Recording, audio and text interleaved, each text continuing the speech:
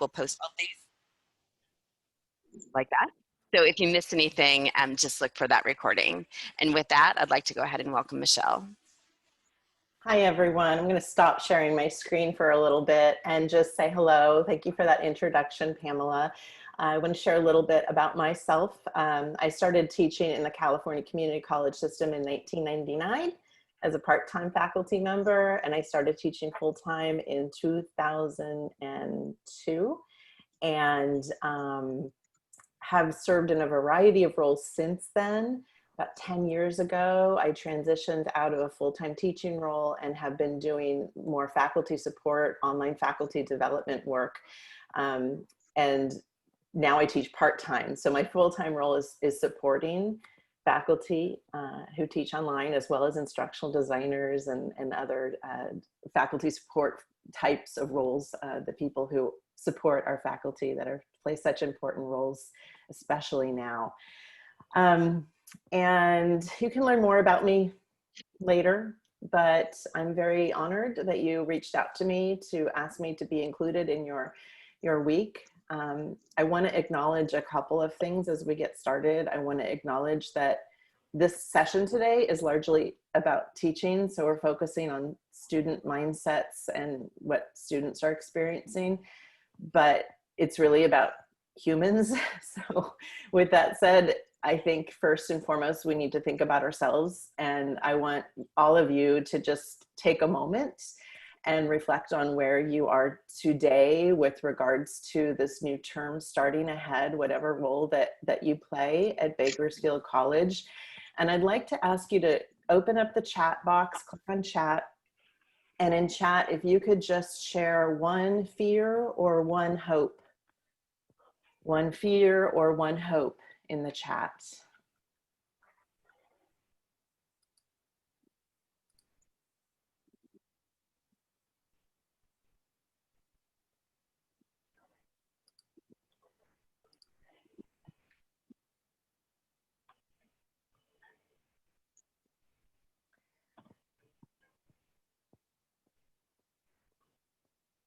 Hope is to stay 1 week ahead of my new prep. I fear blank student Zoom screens. I hope I can be as effective online as in person. I'm fearful that I will grow tired of sitting 7 hours a day in front of my computer. One hope is that students get more comfortable online, including me. I hope that I don't screw up being a Zoom host. I fear that I will not be able to reach my students well through the digital format as I would in person. I hope that I can make students feel comforted or supported and cared for. I hope to do well in my first semester at Bakersfield College. I'm afraid my online course will feel like traffic school. One hope, my students will stay engaged. Hope, being effective online. I don't know how I will manage 120 students in breakout rooms. Fear, translating my subject matter, marching arts to an online format in a meaningful way. Hope to be prepared enough to tackle my first semester full-time at Bakersfield College. In spring, I was up really late to keep up, and I hope I stay ahead and not be up so late. Sleep. I hope I get sleep. I think that's what that's saying. Okay, I also fear students won't have strong enough internet connection for picture files to load. Thank you for sharing. Thank you for sharing in the chat. All of these hopes and fears are really part of what this presentation is all about. And making space for them in our environment is a strategy that actually helps to subdue fears. So you'll see that idea being picked up in my slides. The next thing I'd like to ask you to do in chat is to reflect on your life since March, since COVID really hit, and since we had to go into physical distancing and being quarantined. And I want you to think about one person who in some way has supported you and helped you since then. That might be a friend, it might be a family member, it might be a colleague, but think of one person who's done something And if you could share that person's name in the chat, you can share initials, you can share just a first name, you can share a whole name, it's up to you. But if you could share the name of that one person who has done something to support you through this pandemic.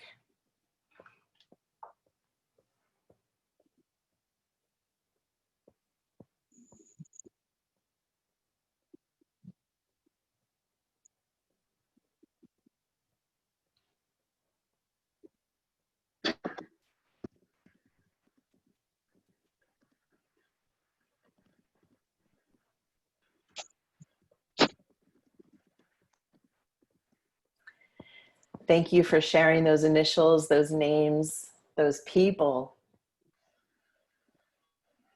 I want you to hold that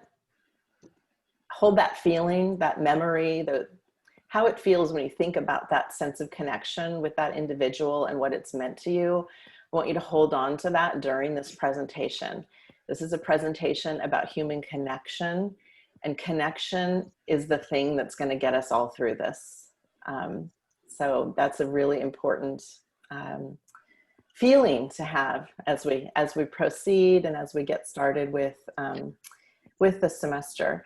And Tracy, I see that there are a couple of people who are unmuted in the session. Would it be possible for you or whoever is the host, Anthony, maybe to mute those folks? Thank you. And I'm sorry if that feels rude. I just get super distracted just from like little clicks in the background. That's my thing. So thank you for that. So now we're going to take a poll. Tracy, if you could start the poll.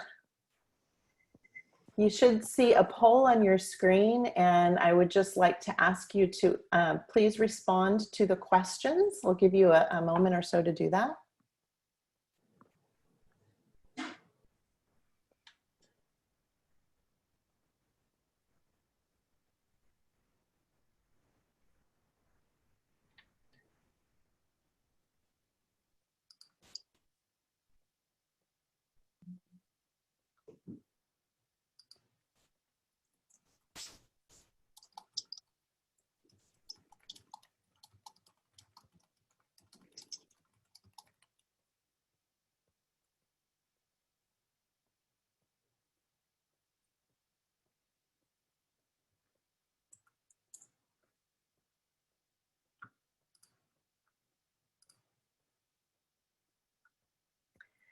And Tracy, if you could let me know when it looks like most people have responded. I can't see that on my end.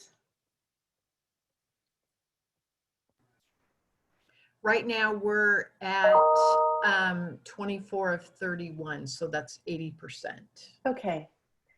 I'm going to count down from 10, and when we get to 1, we'll end the poll. That's a big 10-4. Okay. 5, 4, 3, 2, 1. And if you could share the results so we could all take a look at those. Okay, so we have, let's see, what is your primary role? 89% of you are full-time faculty. Okay, good to know. We have 7% part-time and 4% administration here. If you're in a teaching role, have you taught a fully online course from start to finish before this fall? So 52% of you said yes, 37% of you said no, and 11% said you're not in a teaching role. I want to acknowledge that. This means that we do have, like any online experience, we want to invite the expertise in the room to be shared. So you have access to the chat. I want to invite all of you to share strategies, ideas, reflections as we go through the slides today. And also note that just because you've taught online fully, it doesn't mean that you too are not in a first-time role, because we've never taught during a global pandemic. The students that we are teaching this semester will also include students who don't want to teach online or learn online. So in the past, that was more or less, we could say, a choice for those who had the option to take a course either way. So we are all in a first-time situation here. Okay, so if you are part-time faculty, how many colleges are you teaching at this term? I did this presentation for Ventura College last time, and we had several faculty who noted more than 3. So I really like asking that question and having us all recognize how that starts to add more cognitive load on top of what we're doing when we're having to teach at multiple colleges. If you're in a teaching role, which of the following best describes your courses? So we have 48% of you who said, my students will learn asynchronously and synchronously with Canvas and Zoom. 30% said your students will learn asynchronously with Canvas. And so 11% of you are leaning, it looks like, on Zoom for your classroom instruction and interaction with your students and your student-to-student interaction. In general, how are you feeling towards this semester? So as expected, we have a mix of all kinds of responses, but I really want to just, wow, see that hopeful is you know, the response that was selected the most frequently by you in the poll. So I want to give a hug to that response right now. So we are all over the place. We have all kinds of emotions, all kinds of feelings, and we can close that poll now. And if it's on your screen, feel free to go ahead and just turn it off. I'm going to go ahead and toggle over to my slides now. And again, I certainly do encourage you to use the chat to share some thoughts, to share some takeaways. This is very much a presentation about equity, and I think it's important for me to share my positionality. This is a statement that I wrote recently about what it means to me to be an equity-minded educator. It requires me to make a commitment to improving my knowledge about the experiences of humans who are Black, Latinx, Indigenous, other people of color, LGBTQIA, and physically, cognitively different. As a white person, I need to continue to strive to see the privileges that I have been and continue to be afforded because of the color of my skin, my cisgender, my heterosexuality, my abled body. Requires me to intentionally connect with, make space for, and learn from my diverse colleagues. It requires me to continue to make changes in my teaching practices and share equity-minded online teaching practices that work. I'm very committed to sharing, and for any of you who do know something about my work, I hope that you will recognize that. Sharing is hard. Sharing is hard because it exposes us. It makes us vulnerable. And that's where 6 and 7 come from. It requires me to remove my emotional armor and engage in conversations about race and ethnicity, even though it makes me uncomfortable because I've never been taught how to do this as a white person. Racial identity was not something that was at the center of my experiences. And so this is a space that I'm pushing myself to move into and recognize that I will make mistakes, and that is good. Mistakes are good because mistakes are evidence of one's effort to grow.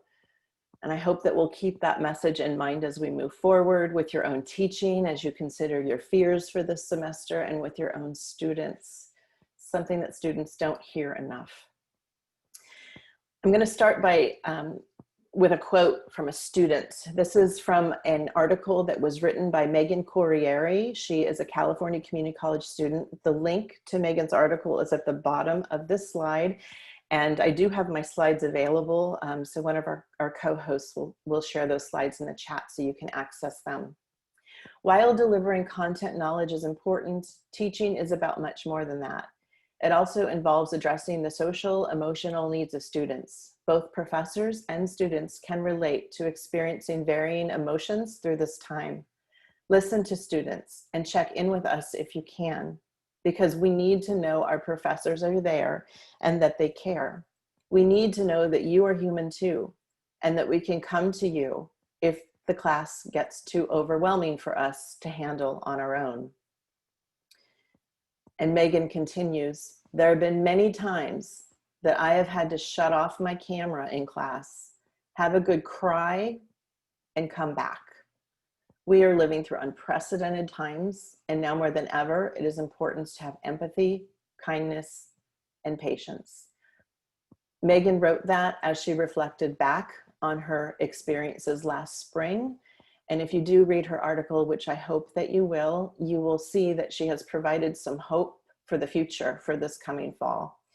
And it's very much about relationships. And Megan is writing from a place of trauma.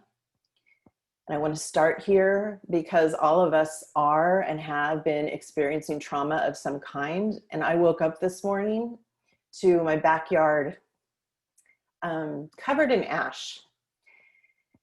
And I'm having a really hard time processing what these fires, it makes me emotional just thinking about it, but what these fires mean to our students and how we can have space for that and get through all of these fires on top of the trauma that we already have. Trauma changes the brain. It literally changes the brain. When you are in a place of trauma, it derails your executive functioning. And your executive functioning has to do with your ability to self-regulate, your ability to manage emotions, as you can just see from my presentation. But these self-regulation, these executive functioning skills, they help us plan, they help us focus, they help us remember, they help us juggle multiple tasks. And if you found yourself thinking, oh my gosh, I can't believe I forgot to do that, or I should know where that is, but I can't think of where it is right now, or clicking on the wrong Zoom links, right? This is all part of trauma. And our students are in it too, just like we are. A traumatized brain continuously scans an environment for danger and safety cues. Keep that in mind, this idea of cues. When we teach online, it's very common to focus on content delivery. And while I don't want to add more to your plate, because I know that we're all just kind of at a breaking point, it's really important to be thinking about how we're sending cues online. Safety cues usually come through expressions on faces, through the sound of a voice. So how are we delivering those types of cues in our class to our students, because they really need it? And I also want to acknowledge that trauma doesn't just come through COVID right now. Racism invokes trauma. And that's a place, that type of trauma is always at play in our classrooms for our students who are Black, Indigenous, Latinx, and other people of color. And with our racial pandemic, this is also an important concept to keep in mind as we teach this term. At the bottom of this slide is a link to a trauma-aware teaching checklist by Karen Costa, who is trained in trauma-informed pedagogy. I encourage you to take a look at that later if it's something that you think would help you.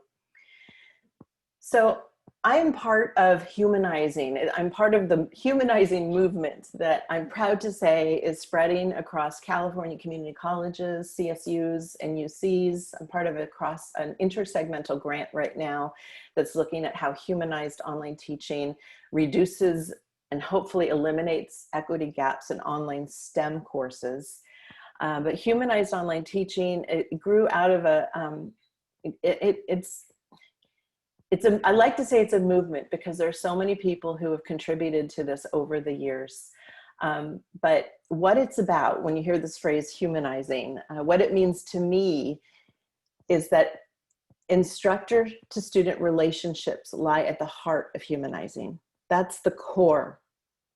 Positive teacher-student relationships. And they serve as the connective tissue between students, engagement, and rigor. This is not about dumbing things down. This is about getting students to push themselves. When learning is anchored in a relationship, students lean in. When students know there's someone on the other screen that's there for them, that cares about them, and that believes in their ability, they will try harder. They will overcome mindsets that generally stand in the way and prevent them from succeeding. That's true in your face-to-face classroom, and it's even more true online, because online feels isolating, right? So you've got to think about that, scanning for safety cues. The principles of humanized online teaching are presence, don't be a robot, which may sound kind of funny, but it isn't. I have heard stories about students who have learned online in multiple courses who have thought that there was a computer on the other end. So let's be sure that our students know that we are human, and we'll talk about how to do that. Awareness, know your students. What's going on in their realities? What's going on in their lives on the other side of the screen? They can't just be names on screen. And empathy, see things through your students' eyes and act without judgment. This means that we have to trust our students, and we have to ensure that our students trust us. So why is this so important? It comes down to the way that the human brain works. It comes down to learning. In our Western civilization, our Western culture, we have a significant privileging of thinking and understanding, or cognition. This goes back to the age that we refer to as the Enlightenment with Descartes. That's also the age of colonization, where we see indigenous cultures, their actual cultures being taken over by Western culture.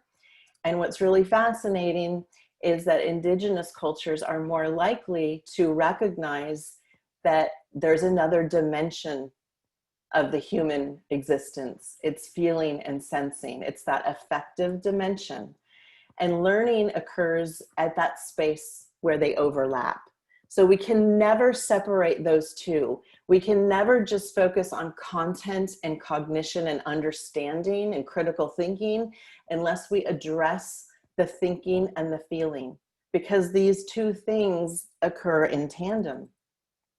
And when we learn online, folks, it's true that our students are names on a screen, and they're nothing more than that unless we make an effort to get to know them. And I'm going to say this, turning on a Zoom screen, a webcam in Zoom, does not mean that we get to know our students. A webcam video does not foster connection. For some students, it takes them right into a place of trauma. The less we know about people, the more we make up. That's very powerful. We have our own narratives and our own assumptions. And if we don't take the time to get to know what's happening in our students' lives on the other side of the screen, we're just going to make stuff up. We're going to be more likely to lean on our unconscious biases and our assumptions. I want you to take this quote to heart. Our students are not underprepared, they are prepared differently. We have a tendency in higher education to think about our students through a deficit-based lens, and we need to shift our mindset. We need to shift our mindset about our students and recognize that they're coming from different places, they have different histories, they have different backgrounds, and those differences are assets in a learning environment. So again, being sure that we see our students as real people with rich, varied experiences. And also to recognize that when our students come to college, and this is true for any semester, particularly this one, they come with significant mindsets that serve as barriers to their success. And we're going to unpack some of these here today. When it comes to cognition, the notions that we're going to dig into are the notions of dependent and independent learning. And if that's something new to you, then I hope that this will be knowledge that you will carry with you in your teaching moving forward. Dependent and independent learning is often concepts that are referred to in culturally responsive teaching. And then on that thinking, feeling side, trauma. We've already talked about trauma and how it influences cognition. Now we're going to dig into also imposter syndrome and stereotype threat, understand a little bit about what those are and how they inform cognition. So education is not neutral. Classroom studies This is a quote from Zaretta Hammond from Culturally Responsive Teaching in the Brain, which is an excellent book that I encourage you to dig into.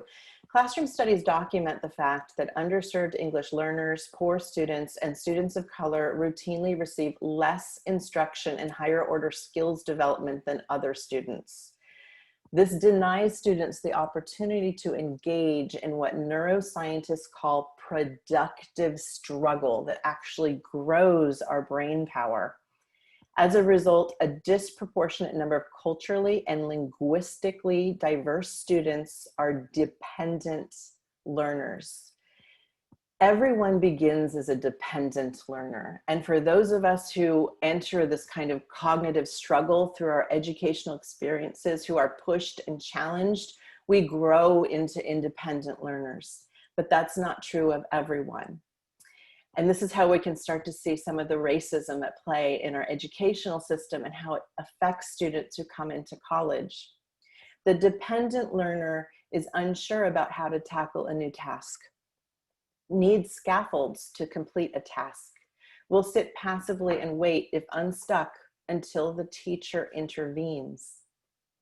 The independent learner possesses cognitive strategies for getting unstuck, so they can apply those strategies, attempts new tasks without scaffolds, has learned how to retrieve information from long-term memory. When we look at the success rates of who passes our college courses in the classroom and who passes them online, we see significant equity gaps, racial and ethnic equity gaps. And those gaps are exacerbated online. And this is a huge factor about why. So when we see a student in an online class all of a sudden not logging in, we need to ask ourselves what's going on there. And this doesn't mean that students are aware of this stuff, but it means that we need to be aware of it so that we can teach a course in a way that helps students move from being a dependent learner into an independent learner. And this is where this pedagogy known as warm demander pedagogy comes into play. And this is from the 1970s. This is not new knowledge. A warm demander is someone who begins a course with a positive instructor-to-student relationship. There is intentional effort to foster a relationship at the start of a course. Relationships are leveraged to increase academic performance. Warm demander pedagogy involves producing a high level of academic work becomes a reciprocal obligation between student and teacher. I bet some of you are identifying with this. I bet some of you are looking at this and saying, that's me, that's how I teach. With warm demander pedagogy, students push themselves beyond their perceived abilities so they don't let their teacher down. And this is one way we can support students to develop their full intellectual capacity. Imposter syndrome. I'm curious to know, and if you can share in chat if this is something new to you, imposter syndrome. Just say new to me or not new to me. Okay. It's helpful for me to know on the other end. It's usually a mixed bag. Not new. So I'm seeing a lot of not news, new. The first time I heard of imposter syndrome, I was like, what the heck does that mean? And it wasn't really that long ago. And when I learned about it, all I could think was, good Lord, why did someone not tell me this sooner, right? So imposter syndrome, again, not new. This goes back to research from the 1970s, and there's been lots of research done on this. There's a great video on this slide that I'm not going to play today, but I encourage you to loop back to the slides and play it later if you want to dig a little deeper. What is it? It's an individual's belief that he or she is an intellectual fraud and will soon be exposed. It's a broad sweeping syndrome, and some people really don't like calling it a syndrome because it kind of minimizes it because it is so broad sweeping. It's also known as imposterism, and it tends to affect highly successful or highly capable individuals in many disciplines and fields, like those who teach college courses. And the consequences are that it prevents sharing of one's ideas, compulsion to be the very best, superhuman expectations, fear of failure and exposure, denial of abilities, discount of praise, fear of or guilt about success. So as you're thinking about your fears for this term, maybe this is something that you need to make space for. The best way to deal with imposter syndrome is to, think about it as that annoying person knocking at the door and knocking and knocking. And the more you push that person out, the more they're going to knock. So open the door. You have to let that in. You need to make space for these thoughts. You need to recognize them. And that's the best way to deal with imposter syndrome. Stereotype threat goes back to the work of Steele and Aronson from the 1990s. And again, there's been significant research being done with stereotype threat. And it's the risk, it's with stereotype threat, a person feels at risk of confirming a negative stereotype about one's identity. And there have been tests done on all kinds of stereotypes. But when we focus on what that means in higher education, it's the stereotypes about intelligence that really play a role. So we want to think about, what is the narrative that we create in our culture about who belongs in college and who's smart and who isn't. We know that negative stereotypes about intelligence are more likely to trigger stereotype threat in college students who are Black, Indigenous, and people of color and women in STEM courses. Stereotype is brought on by situations. There's some kind of cue or message that triggers the threat. The consequences are disengagement, underachievement on exams and other academic tasks, and type threat causes a person to convince themselves that they knew they weren't good enough and now they're going to give up. And I am going to play a video here. This is Claude Steele of Stanford University, who's a leading researcher on stereotype threat. And I want you to listen particularly to the end of the video clip where he talks about ways to mitigate it.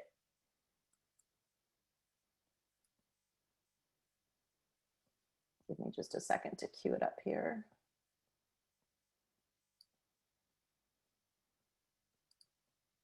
We're all members of groups, have identities that are negatively stereotyped. There's not a single identity that doesn't have a negative stereotype about it.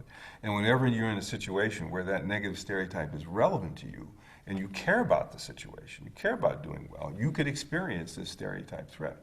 Being older, being young, being gay, being conservative, being liberal, having cancer, anything. People will, as you go down that list of identities, you recognize them. Some circumstances, you could feel like you're going to be seen negatively because you've got that identity and that stereotype threat. So in a school situation where groups have very elaborated stereotypes, they're often under this kind of pressure of worrying that they're going to be seen in terms of that, reacting to that, trying to push that off.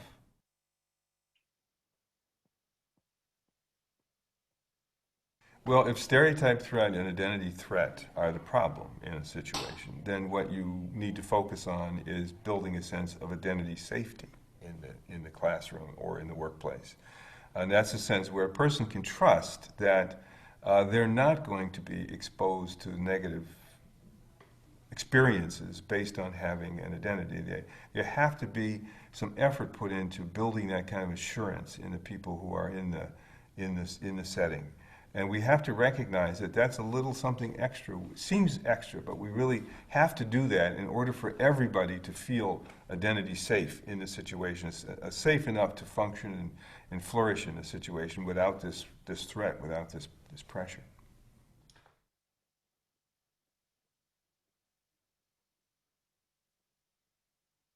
As much as we can, we have to attend to these things. They really do make a difference. We have to, in classrooms, a part of allowing students from these groups a sense of safety in the classroom involves representing the classroom, the cues in it, as valuing identities, as seeing them as positive and as valuing the diversity that people bring to an enterprise like schooling.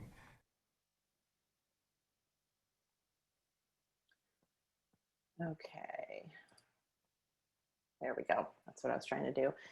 Yeah, very informative. This notion of identity safety and, you know, this being something more that we need to take on, but we need to tend to it. We need to tend to these matters. So the question, well, the statement that I'm going to just put out there is that positive relationships, now that we've explored the importance of relationships for trauma, for moving from a dependent to an independent learner, imposterism, the more we share, the more we connect and acknowledge that we all are very likely to have these kinds of feelings and thoughts, the more it starts to get us through this. So relationships are at the heart of that. But those relationships emerge from a place of trust. And so we want to ask ourselves, how do we send small, regular cues of trust and identity safety online? There's an amazing article that's linked at the bottom of this slide that if this is something that interests you, I encourage you to go look at the article. I've taken some of the teaching strategies out of this. And just like Dr. Steele said, acknowledge the social and psychological nature of learning, performance, and motivation. Starting your course with an acknowledgement like that, about talking to your students about how the ways that we're feeling, the trauma, the uncertainties of this time, how they're affecting you and how they're going to affect all of us, that's a place to start to foster trust and safety. Change the narrative by which students interpret their difficulties. So these mindsets, these non-cognitive barriers that interfere with the success of so many individuals. Some of the promising interventions that help is to have students write about their fears pertaining to their ability. That's how we got started here today. Writing about fears, making space for that helps. It helps to calm the anxiety and it starts to foster trust between humans. Exposure to role models from like identity groups. Can you give your students assignments where they go and talk to people that they know about certain topics in your course and have them bring that back to your course, have them bring those experiences into the course, connecting students with others, whether it be through videos in the course or getting to know each other. The more students can see role models from like identity groups, the more it's going to help them believe in themselves. Envision one's possible self. That could be a reflection activity that you use to kick off your course. Share a personally important value, a family, a friend. This value affirmation, starting a course with that, has been shown to improve the success of more students who have these cognitive barriers, non-cognitive barriers. And validation theory is research from Laura Rendon that is actually rooted in the 1990s. And it was research that was done with students who are first-generation students. And basically they interviewed students who are at the end of their 4-year academic career and said, what was it that contributed to you knowing that you were going to be successful as a student? And these were some of the data pieces that came to the surface in the qualitative data. When an instructor took time to learn my name, when an instructor said, you can do this and I'm going to help you, when an instructor was perceived to be a partner in the student's learning, when faculty encouraged students to support each other. Again, little cues that can really start to engage students and foster that confidence in their ability. Trust is something that has really been transformative for me to unpack what trust is. And I want to explain what I mean by that, but I want to start with this quote here. Trust is taking something important to you and making it vulnerable to another. When I reflect on my teaching experiences, whether they be in the classroom or online, I would always tell my students to come to me if they have a question. But what I never thought about a lot is that requires them to trust me. And many of our students come into our courses knowing that, well, this is what happened in the past. I reached out for help and I was shut down. And that keeps them from asking for help again. So when I think about trust, I think about it, the ball starts in my court at the start of a term. I need to be sure that my students know I trust them before they are going to trust me. That may sound like a simple thing, but for me, it's been very transformative. And we think about online courses, they're different in so many ways, but one of the ways that they're different is that in a face-to-face course, right, it's the first day of classes, we have a start and an end time for that first day of course, for that first day of class. Well, online has different opportunities embedded in it. Students are already, they've been thinking about your courses for a long time. And we know that students are anxious. We know that they don't know what to expect because last semester, every course was different. And we have students who are coming into college for the first time. So all of these unknowns are these uncertainties are really playing into this kind of risk at this moment. We think about the beginning of a course, any course, as a high opportunity zone. This is when we want to make efforts to reduce what's referred to in the research as belongingness uncertainty. And in an online course, that opportunity zone can begin before the start of courses. And it definitely extends into the end of the first week. So focus on this at the start of a course. One of the things that we can do is create a liquid syllabus. I'm not going to play this video just for the sake of time, but I want to encourage you to loop back to it and watch what a liquid syllabus, learn a little bit more about what a liquid syllabus is. I want you to imagine being a student and getting an email from an instructor before the course starts. And how many of you send welcome emails to students? Is that something that is in your practice? Feel free to enter your response to that question in the chat. Yeah, reaching out to students and welcoming them before a course starts is a great strategy. But what if in that email there was something, just a quick link they could tap on that didn't require them to log in to Canvas? It's just a link they could tap on. And we know that students, when they check their email, they're most likely to do it on their phone.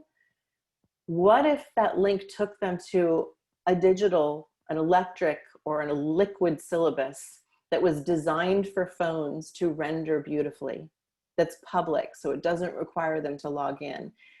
It is written with supportive and hopeful language that has tips for success. As I said, it's phone friendly and starts with a captioned, brief, imperfect welcome video from you. I'm forgetting the name of the person who shared her video at the start. I'm so sorry. Whose video is this? Mine. And what is your name? Heather Silvis. Heather, do I have your permission to play it? You do. Okay. I'm Professor Silva. I will be your COM-B 1 public speaking professor this semester. I know that this can be very overwhelming. It's a really strange time for us, and we're getting ready for the fall semester to begin. How exciting. But first, just breathe. It's all gonna be fine. We're actually gonna have a great time in class together. And even though it's online, I'm gonna do my best to give you the tools that you're gonna need to be successful. Along with this email, you also received your syllabus. Awesome, awesome, awesome. Thank you for sharing. And would you like to share a little bit using your microphone about how long it took you to do this and some of your strategies? Probably 5 minutes. If you have an iPhone or an iPad, you can use iOS clips, and you create your own Bitmoji. My kids help me decide, what looked most like me. And then all you do is put the iPad or iPhone in front of you, and as you speak, the cartoon character moves its mouth and eyes exactly as you are.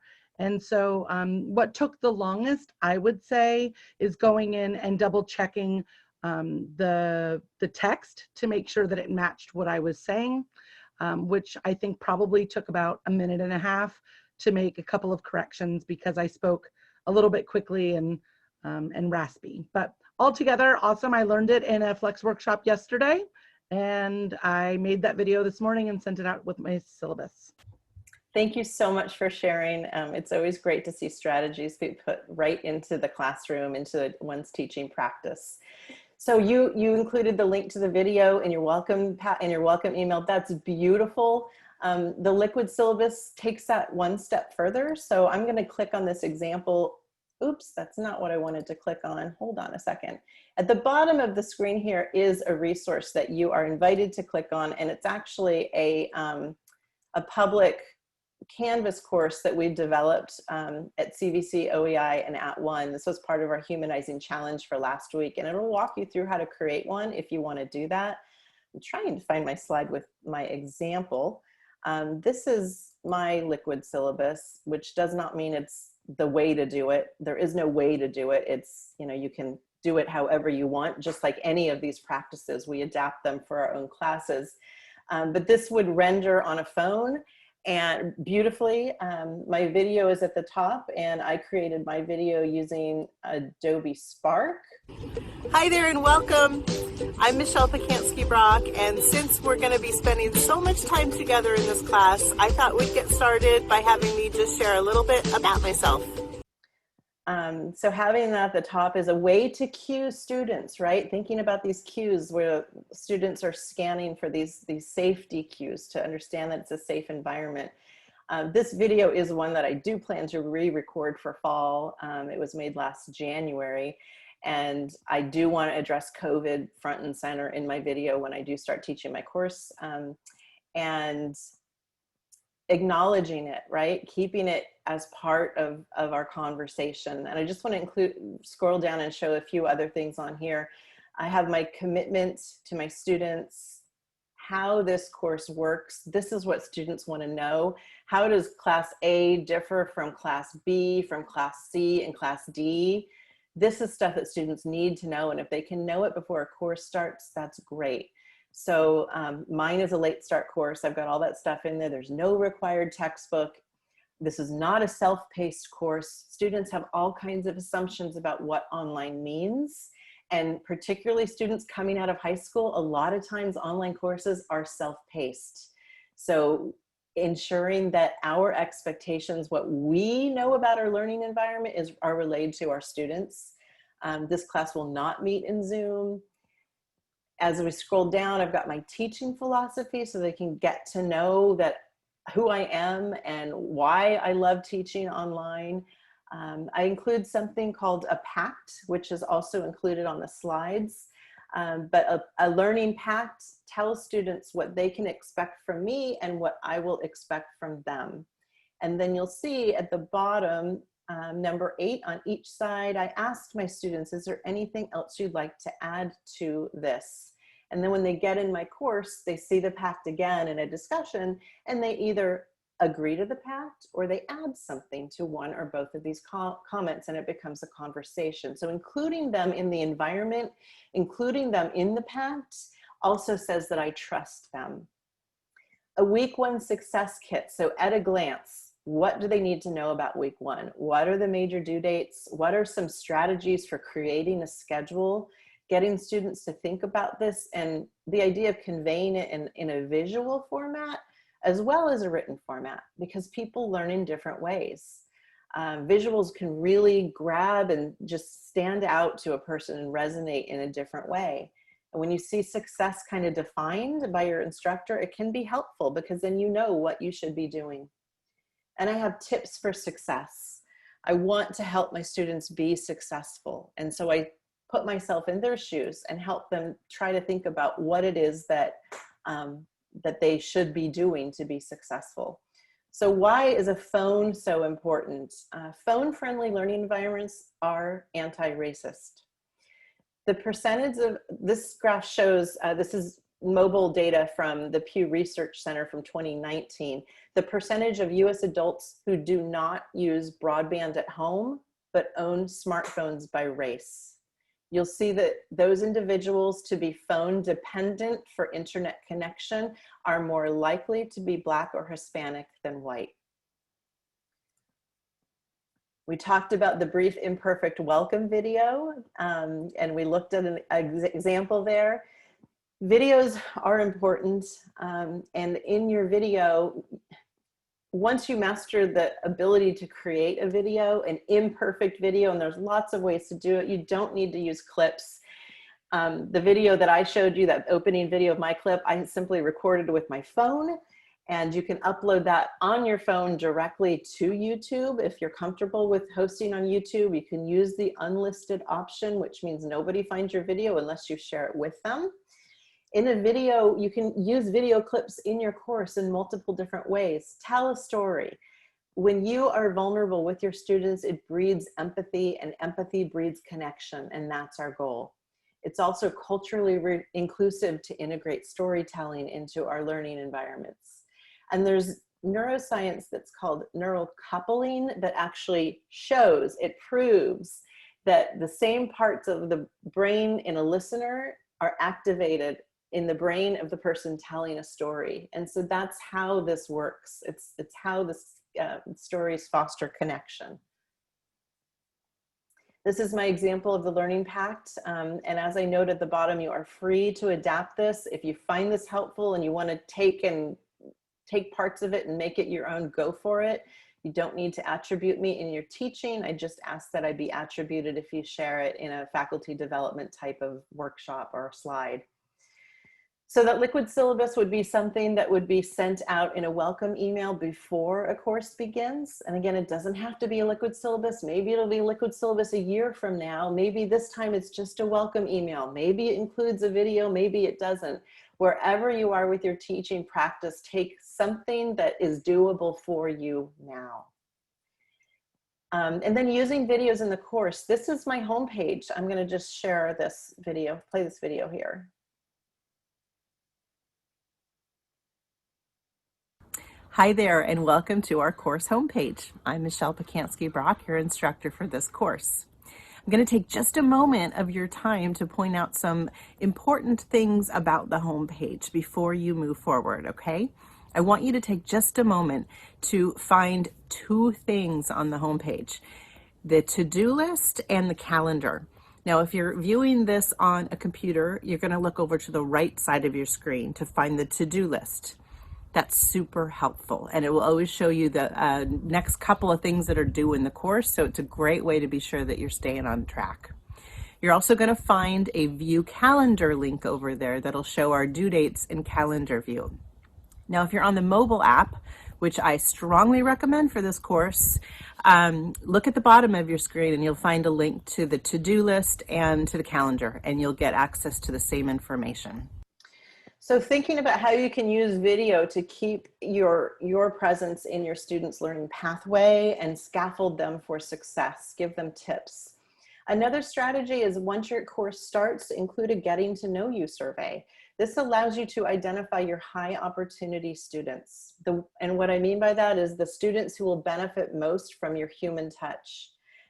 Some of the questions that I include in my getting to know you survey are: what are your preferred pronouns? If that field is not enabled in your Canvas instance, this is a great way to find that out.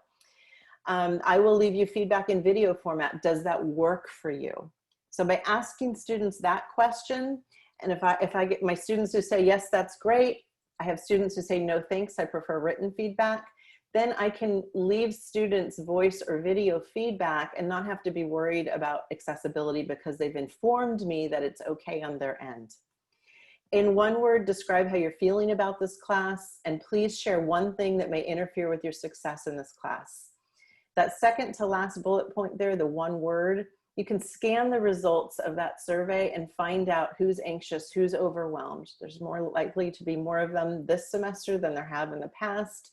But that's important to know. So when you see a student lagging, a student who isn't logging in, or maybe hasn't turned in that first assignment, you want to reach out to them and say, hey, I acknowledge that you shared with me that you feel this way. Or better yet, if you have the bandwidth, reach out to them right away and just say, I see you, I'm here for you. Please share one thing that may interfere with your success in this class. This is when you start to understand what's happening on the other side of your student's screen. And then that knowledge, here's what I recommend that you do with it. enable the notes column in the Canvas gradebook if you haven't done this yet. And that notes column is only visible to you. You can take notes about your students' experiences, and you can reference those notes as your course unfolds. Super helpful. And then you can make note of those experiences and use them in your interactions with your students. And I want to just mention a little bit about the YouTube video that I shared. I do rely on auto captions, but not auto captions alone. I let the auto captions generate, and then I go in and I edit them for accuracy, just to acknowledge the accessibility piece of that. Self-affirming icebreaker, we saw this in one of our strategies early on an earlier slide, one of our research-based strategies. I have my students share a photograph of someone or something important to them and have them share why. Now, I do this in VoiceThread now. I've also done this in the past in Google Slides, where I just make it editable and I go in and write a student's name on each slide. They find their slide, they upload their picture, and they write a little bit about why. It could also be done in a discussion. Uploading images in Canvas is a little bit tricky for students. And this is a video from Fabiola Torres. I know that many of you were graced by her attendance yesterday and her ideas.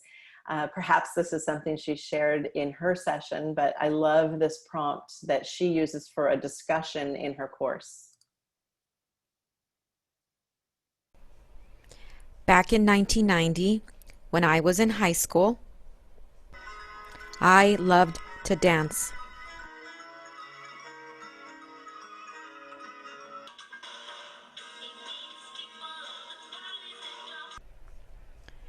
Today, I still dance by myself in my house.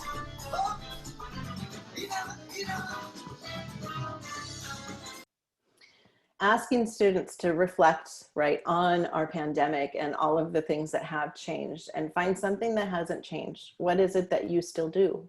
That really says a lot about a person, and it's also very self-affirming. A wisdom wall is a strategy that integrates metacognition into a student's learning. Metacognition is the act of becoming aware of one's learning, seeing one's learning, growth mindset, and self-efficacy. And that sounds like a lot. It's a really simple strategy. So I'm going to explain it, and I hope that you'll reflect on it and think about how you might use it in your course. Basically, with the wisdom wall is you invite students in, you have them reflect on something that they've done and share a successful strategy. And then you take those students' comments and you share them with future students. So the way I like to use it in my course, how I have used it in my course, is at the end of a course, I will ask students, reflect back on the beginning of this term. What's something that you know now that you wish you had known then, right? So tips for success. I call these golden nuggets of wisdom, the wisdom wall. And I invite students in to share those stories, so they're positioning themselves as experts. They're stepping into the space of an expert, and they're sharing with their peers. And then in the next course at the start, I have my students watch and listen to those comments. Again, this is done in VoiceThread, which is, it is a premium tool, but it can be done in lots of different ways. This is Padlet, which is a free tool. You could also do this in something like a Google Doc. I've used that before. Flipgrid is another option. And yeah, this is from Laura Gibbs at the University of Oklahoma, and she calls hers an advice wall.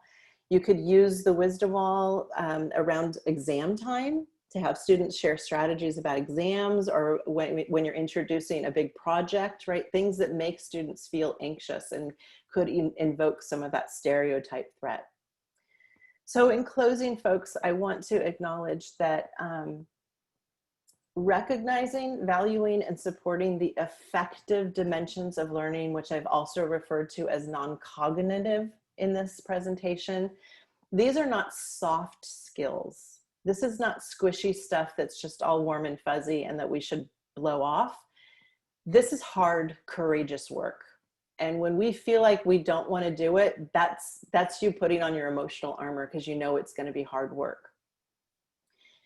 They're also components of anti-racist pedagogy. This ensures learning is anchored in psychological safety and positive relationships, and it sets the stage for transformative liberatory pedagogy. When we humanize online teaching, a few of the practices that we can consider, remember, cultivating trust and connection through human presence is at the heart. Be a partner in your students' learning. Get to know your students and identify your high opportunity learners. Make your students' experiences part of the learning environment. Make their learning progress visible. And be a warm demander. You got this, folks. And that is my last slide. I went 4 minutes over. I am happy to take some questions or have some conversation amongst you if folks do want to stay. If you do need to go, of course, I invite you to do that. I'm going to ask you to use the raise hand feature. And if you don't, you probably know about that. If you don't, here's how you get to raise hand, I think. Tell me if I'm wrong. You're going to click on the participant button at the bottom of your Zoom toolbar.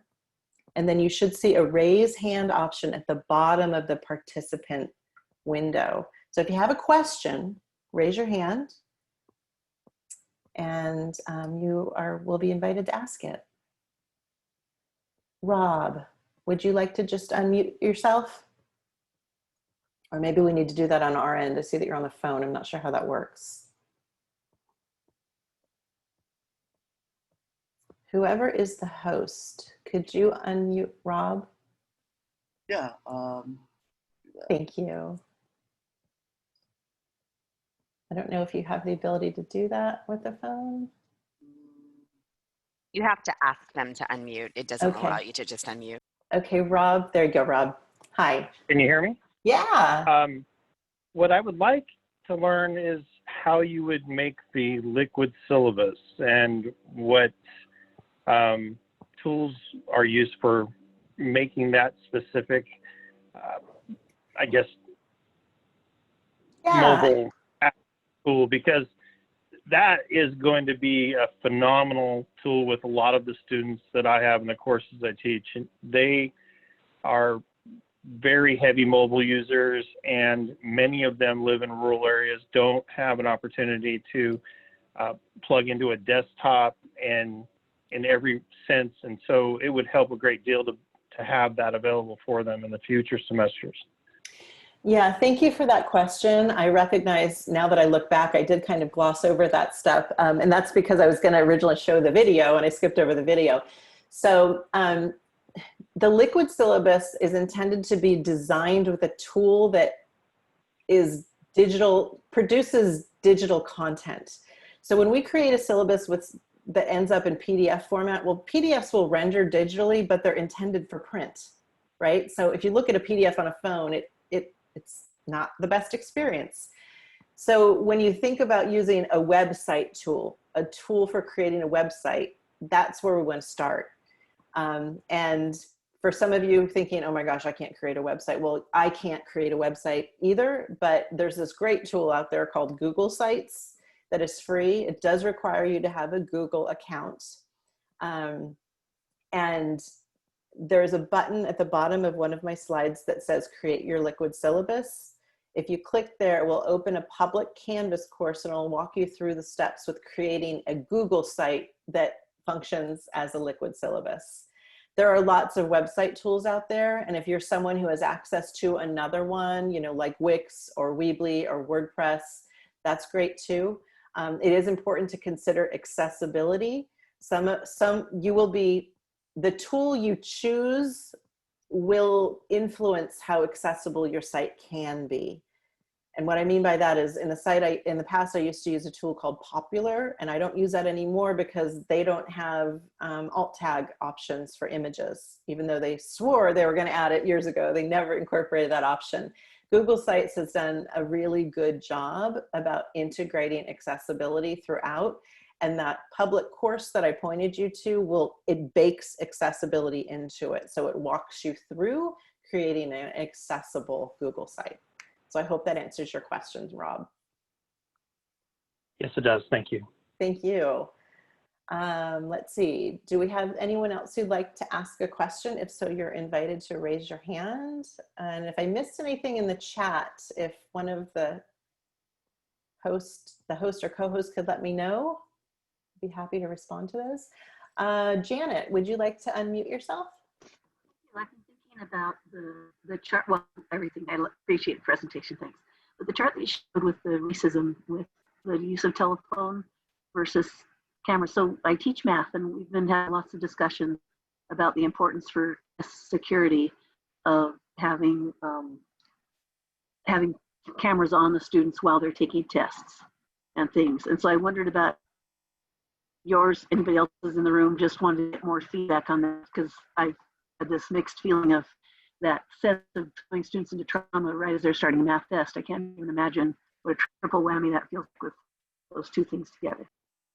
I just want to say thank you for considering that. I think that's a huge thing that we need to talk more about. And I know that math has been a discipline that has really kind of been affected more than others, because there is this kind of, use of the traditional assessments. And so I have been looking for research about stereotype threat that looks at being on a webcam as a trigger.